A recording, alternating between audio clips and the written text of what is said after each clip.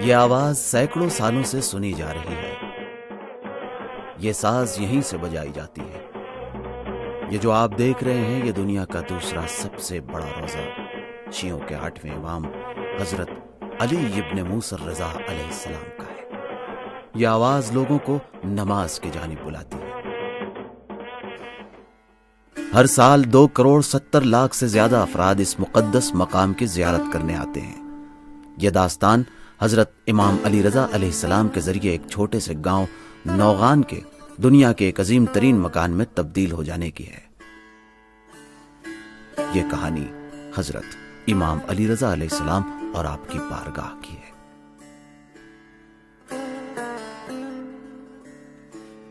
بارہ صدی پہلے حضرت امام علی رضا علیہ السلام کی شہادت کے بعد سن 203 ہجری قمری میں آپ کا جسم اطہر بہت بڑے باغ میں چھوٹے سے مقبرے میں دفن کر دیا گیا.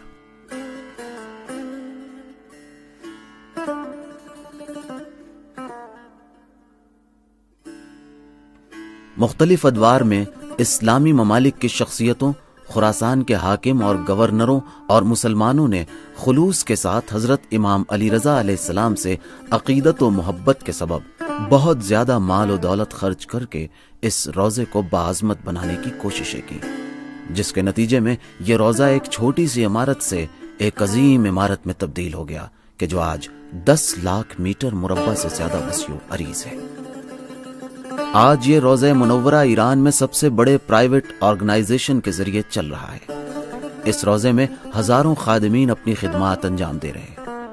وہ خودکار رضاکارانہ طور پر خدمت کے لیے آئے ہیں تاکہ حرم مطہر کے زائرین کے لیے آرام و سکون فراہم کر سکیں. ان خادمین کے درمیان ڈاکٹر، علماء، دانشمند، وکیل اور وزیر بھی موجود ہیں کہ سب مل کر زائرین کرام کے لیے زیارت کی راہیں آسان کرتے ہیں. کروڑوں افراد ہر سال دنیا کے 180 ممالک سے اس مقدس مقام کی زیارت کے لیے سفر کرتے ہیں، جن میں سے تقریباً 15 لاکھ زائرین غیر ایرانی ہوتے ہیں اور تقریباً 4000 افراد دوسرے مذہب سے سیاحت و تفریح کے لیے آتے ہیں.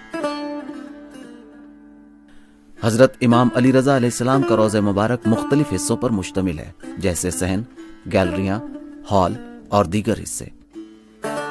بست یا گیلری حضرت امام علی رضا علیہ السلام کے روضے میں خاص مقام کو کہا جاتا ہے، جو آستان قدس رضوی کے عمارت کے اطراف میں اور بارگاہ رضوی کے صحن میں داخل ہونے سے پہلے حصے کو شامل ہوتا ہے اور بارگاہ رضوی کے صحن میں داخل ہونے سے پہلے حصے کو شامل ہوتا ہے.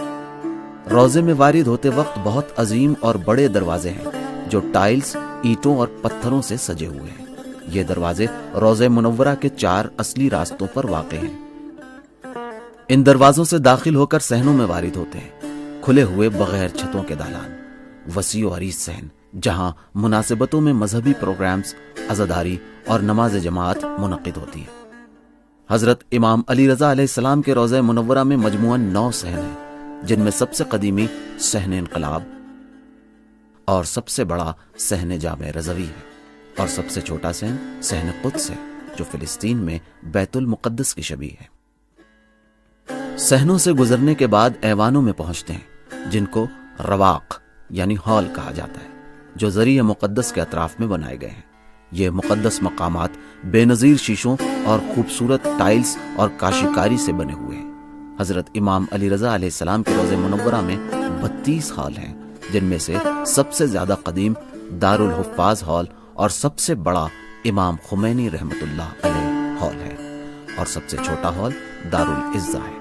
قدیم زمانے سے ہی ہال اور شبستان اہل دل اور اللہ والوں کے لیے تنہائی میں عبادت کے لیے بہترین جگہ رہی ہے. ہالوں سے گزرنے کے بعد ہم ذریعہ مطہر کی جانب بڑھتے ہیں. گنبد کے نیچے ذریعہ مطہر موجود ہے. حضرت امام علی رضا علیہ السلام کی قبر مطہر ایک چاندی کی جالی میں ہے جس کو ذریعہ کہا جاتا ہے. حضرت امام علی رضا علیہ السلام کے عاشق زائرین حضرت کے چاروں طرف راز و نیاز میں مصروف رہتے ہیں۔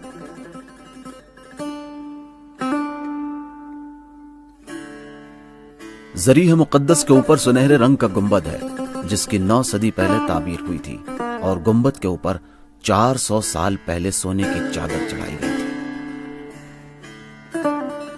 بارگاہ رضوی کے گنبد کے اطراف اور دروازوں کے اوپر میناریں بنی ہیں جو قدیم زمانے میں اذان کہنے اور رات میں مسافروں کو راستہ دکھانے کے لیے چراغ روشن کرنے کا کام کرتی تھی۔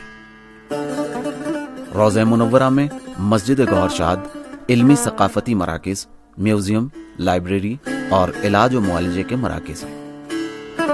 رضوی ثقافتی فاؤنڈیشن، جس کے تحت امام رضا علیہ السلام اسکولنگ سسٹم ہے جو پرائمری سطح سے کالجز تک چلتا ہے، جو خاص طور پر محروم علاقوں میں تعمیر کیے گئے ہیں، جہاں اس وقت 7000 سے زیادہ بچے زیر تعلیم ہیں۔ رضوی یونیورسٹی حضرت امام علی رضا علیہ السلام انٹرنیشنل یونیورسٹی اور اسلامی تحقیقاتی فاؤنڈیشن آستان قدس رضوی کے دوسرے علمی تحقیقی مراکز میں سے ہیں۔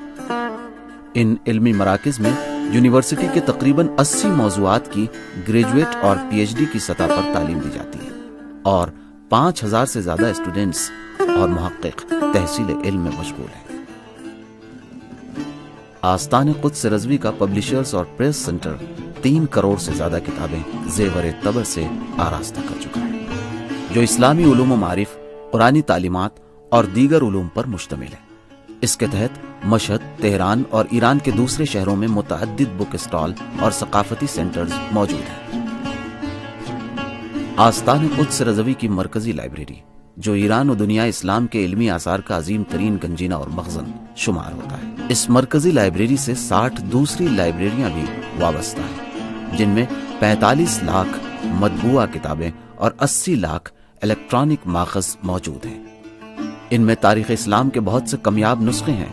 یہ لائبریری اسلامی تحقیقات کے لیے انٹرنیشنل سینٹر شمار ہوتی ہے۔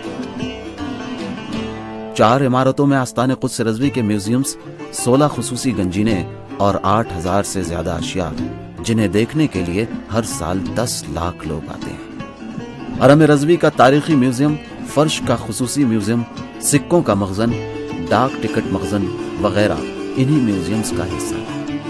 حضرت امام علی رضا علیہ السلام کا انتہائی قدیمی دسترخوان، جہاں ہر روز 18000 مہمانوں کی ضیافت ہوتی ہے، جن میں زائرین کی تعداد 16000 ہے اور باقی خادم ہوتے ہیں۔ ماہ رمضان المبارک میں تقریباً 30 لاکھ افراد کو حرم مطہر رضوی میں افطاری دی جاتی ہے۔ یہ افطاری دنیا کے تازہ کھانوں کا سب سے بڑا دسترخوان شمار ہوتا ہے۔ رضوی ہسپتال، دارالشفا ہسپتال اور آستان قدس رضوی سے وابستہ دوسرے متعدد ہسپتال، جن میں اس مقدس بارگاہ میں علاج و معالجے کے متعدد مراکز اور کیمپس موجود ہیں، جو مختلف سیکشنز جیسے نیوکلیئر ادویات، کینسر سینٹر اور دوسرے متعدد خصوصی کلینکس ایرانی و غیر ایرانی مریضوں کے معالجے کے لیے حاضر خدمت رہتے ہیں۔ رضوی اقتصادی تنظیم، قابل اعتماد اور پائیدار مالی وسائل فراہم کرنے اور ثقافتی سرگرمیوں کو انجام دینے کی خاطر آستان قدس رضوی کے خیریہ اور اجتماعی مراکز بنائے گئے ہیں۔ یہ مراکز دوا سازی، فارمیسی، غذائی کمپنیاں، فرش بننے کی کمپنیاں، عمارتوں کی تعمیرات، کاشتکاری اور حیوانات فارم، آئل اور گیس، انفارمیشن ٹیکنالوجی، سرمایہ کاری جیسے کاروبار کے مختلف میدانوں میں سرگرمیاں بنائیں۔ مذکورہ بالا سرگرم ادارے آستان قدس رضوی اقتصادی آرگنائزیشن کے زیر نظر تقریباً 70 کمپنیوں اور اقتصادی انسٹیٹیوٹ کی صورت میں کام کر رہے ہیں۔ اس آرگنائزیشن کے تحت 12000 سے زیادہ افراد براہ راست یا بالواسطہ طور پر ان کمپنیوں اور اداروں میں مصروف عمل ہیں۔ آستان قدس رضوی کی ورزش گاہیں اور جم، ورزش کے لیے متعدد عمارتیں جن کا رقبہ 23 ایکڑ سے زیادہ ہے۔ اس ادارے میں 12 ورزشی ٹیمیں موجود ہیں اور اس میں ہر روز 5000 سے زیادہ افراد ورزش کے وسائل سے بہرور ہوتے ہیں۔ یہ تمام ثقافتی اجتماعی عظیم محصولات حضرت امام علی رضا علیہ السلام کے وجود مقدس کے زیر سایہ ہیں، اور لوگوں کی اپنے مہربان امام سے محبت و لگاؤ اس عظیم ترقی و کمال کا سبب بنی، جو آج دنیا میں خدمت کی کیفیت و کمیت کے اعتبار سے بے نظیر ہے۔ شیعہ مذہب کے عقیدے میں امام ایک معصوم شخصیت ہے جو اپنے کردار و گفتار میں کوئی خطا و لغزش نہیں رکھتے اور خداوند عالم کی جانب سے منتخب ہوتے ہیں تاکہ رسول خدا صلی اللہ علیہ وآلہ وسلم کے بعد حضرت کے جانشین قرار پائیں اور قرآن کریم کی تفسیر کریں اور دین اسلام کے احکام بیان فرمائیں۔ ہر شخص کا رابطہ اپنے امام سے الگ الگ ہوتا ہے۔ بعض امام کو ایک مہربان باپ کی نظر سے دیکھتے ہیں اور بعض افراد ایک ہمدرد بھائی کی نظر سے اور بعض دلسوز رہبر کی مانند۔ اور یہی وجہ ہے کہ ان لوگوں کے لیے روزے کی حیثیت ایک زیارت گاہ سے کہیں زیادہ ہوتی ہے، جیسے اپنے باپ کا گھر۔